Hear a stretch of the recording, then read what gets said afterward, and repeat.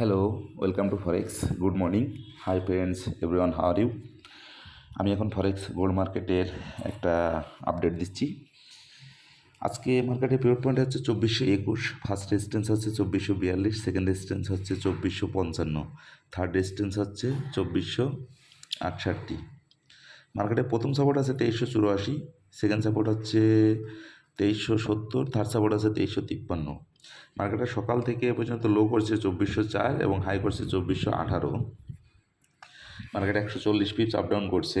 আজকে মার্কেটটা ছেড়ে যাওয়ার সম্ভাবনা আছে, সেক্ষেত্রে আপনারা সেলেন্ডি নেবেন 2400, প্রথম টিভি দিবেন 2397, সেকেন্ড টিভি দিবেন 2394, থার্ড টিভি দিবেন 2390, ফোর টিভি দিবেন 2385, ফাইভ টিভি দিবেন 2372, প্রাইমারি এসএল দেবেন 2416 এবং ফাইনালি এসএল দেবেন 2425। যদি মার্কেটটা উপরের দিকে মুভমেন্ট করে তাহলে আপনারা বাই এন্ট্রি নেবেন 2425-এ, প্রথম টিভি দিবেন 2428, সেকেন্ড টিভি দেবেন 2431, থার্ড টিভি দেবেন 2435, ফোর টিভি দেবেন 2440, ফাইভ টিভি দেবেন 2450, এসএল ব্যবহার করবেন 2417।